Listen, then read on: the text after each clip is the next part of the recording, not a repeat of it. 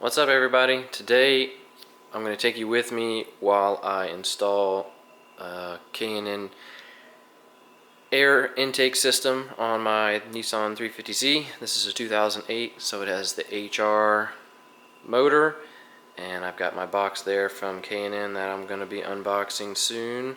I'll show you all the pieces, but I already got a little bit of a jump start in here. In the engine bay, I got a little excited, so I just took off the covers and the strut brace. Then next, all we have to do is take off the old air intake system, the boxes, the tubes that go all the way up to the throttle bodies. But before I unplug anything electrical over here, I unplug the negative terminal on the battery, because I'm going to be unplugging the MAF sensors, because those have to get switched over to the new ones.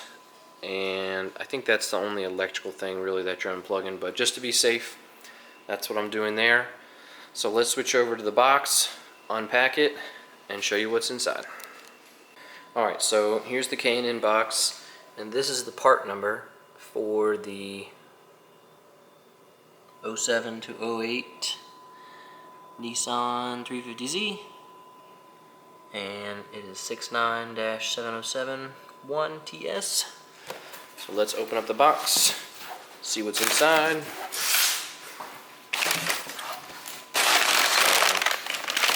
Some paper. We have one tube, installation instructions,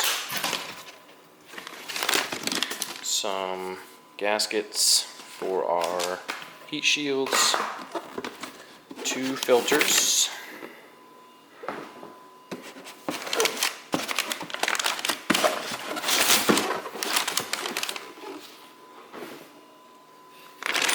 we have a bag of parts,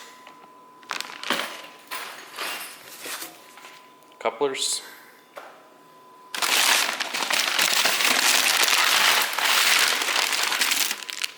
tube number 2,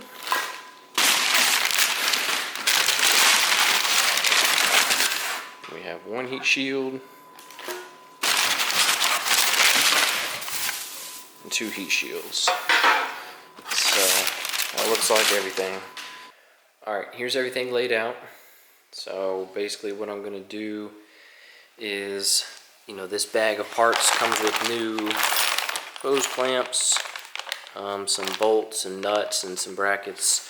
So what I'm going to do is go through the manual or the installation instructions and kind of make sure I have everything understood correctly, because I've never done this on this particular car before.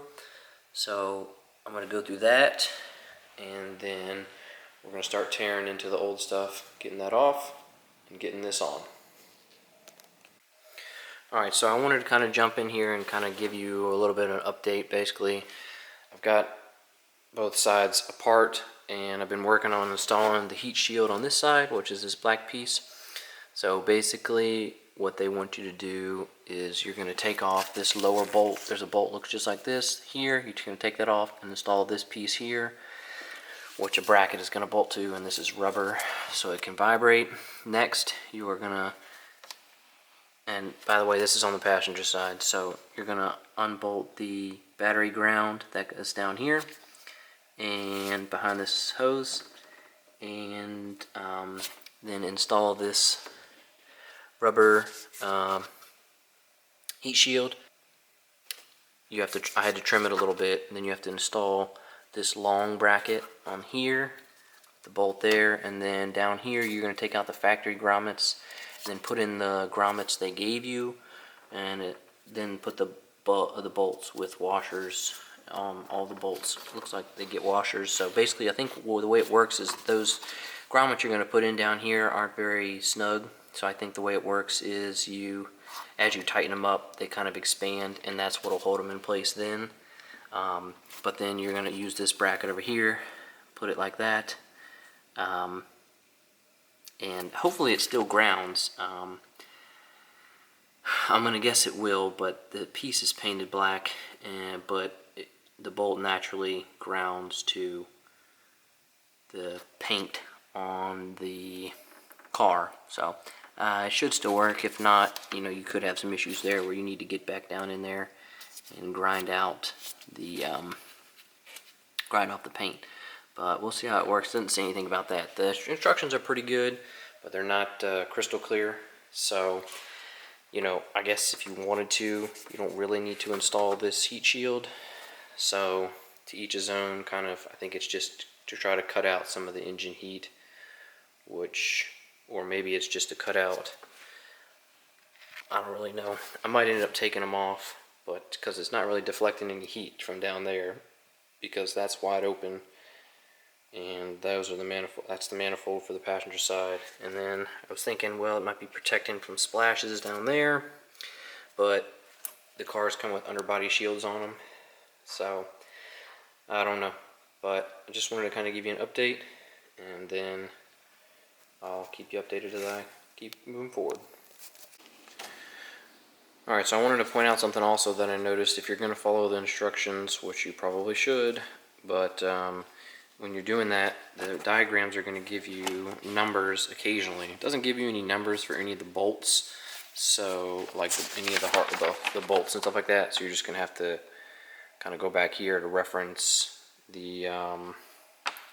They have a diagram of exactly how it should go together, and so you can kind of follow it that way. But that the brackets and all that stuff have numbers, so that bracket Y right there with the 26664, see if you can see it on here, 26664, that way you'll know.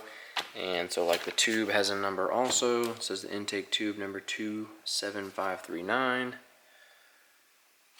27539, just that way you can keep track, make sure you're working with the same parts that the diagram is showing you.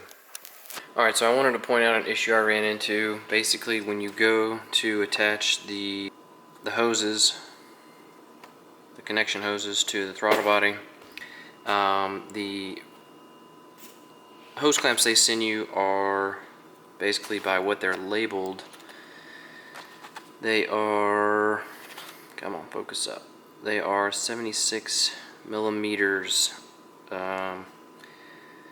I'm going to guess that's the diameter.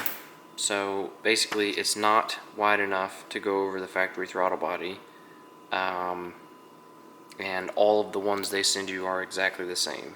So I looked at all of them, they all say 76 millimeter on them. So basically what I'm going to have to do, I even tried taking it completely apart and physically just putting it around the throttle body like this. It's too tight. And even if you could get it around there, I don't see using it. So what I'm going to do is, hopefully I have one in my collection of hose clamps, and then I'm going to have to order some new ones that I think, because the hose clamps I have are not stainless steel, so I want stainless steel, which is probably what these are, but again, I'm gonna have to order those. But I have some cheap ones for now, and I should be able to find one that works, hopefully. But if not, I'm kind of screwed. But K&N needs to fix that. Alright, so it also looks like the clamps are not gonna fit over. I mean, this is as loose as it can get. If I loosen it up anymore, it's gonna pop loose. Looks like the clamps won't even fit around the tube here. So basically, I'm gonna have to buy 4 clamps to get this to work.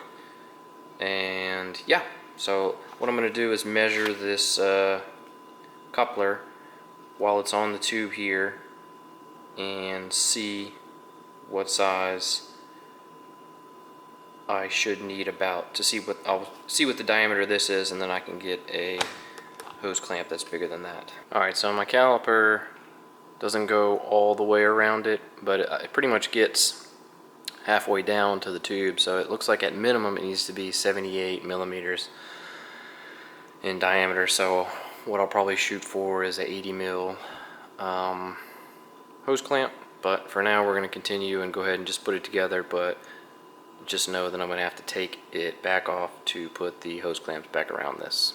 Alright, so I wanted to go over a few things. I got both sides done, and kind of had a little bit of trouble with some of these hoses, and then of course, you know, the issues with the hose clamps.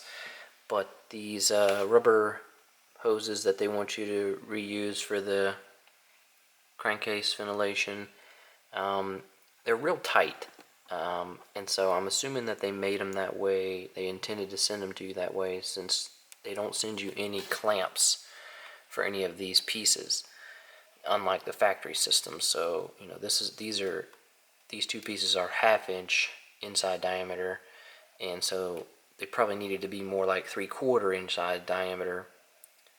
Not 3/4, but a little bit bigger than a half, I mean. And then probably use some hose clamps with it, and then that just kind of sits there.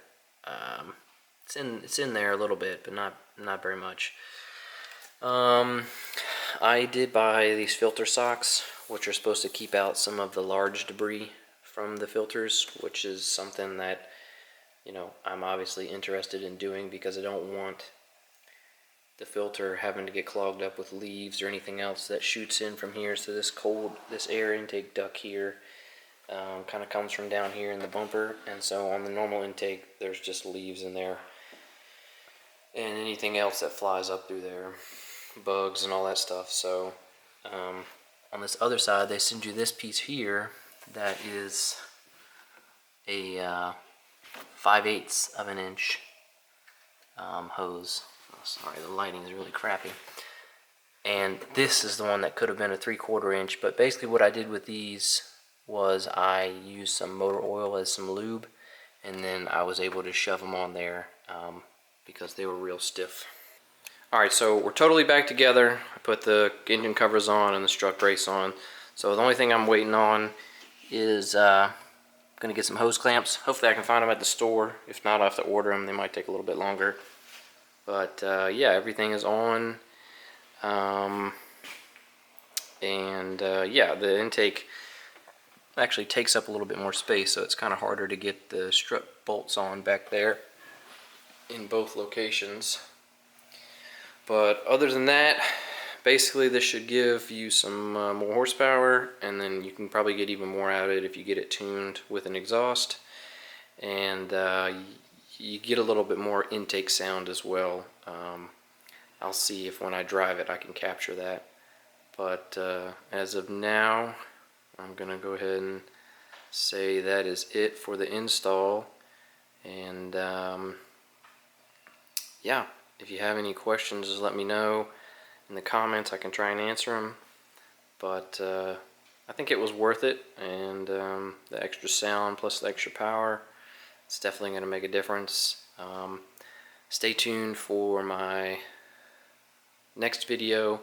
After this one is going to be me working on the brakes on this.